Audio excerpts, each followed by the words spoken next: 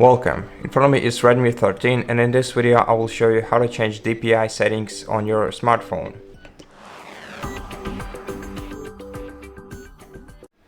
So the first way to do that is by opening settings, then going to display and brightness section, and here you can find font settings, which will let you change the font by switching these options.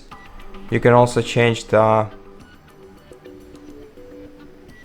text icon size and the boldness of the text by moving these sliders. Additionally, you can change the display size by going to additional settings right here, then going to accessibility, open vision, and here go to display size and pick one of the three default display sizes that matches you the most. You can do that by moving this slider at the bottom and then click this icon to apply settings.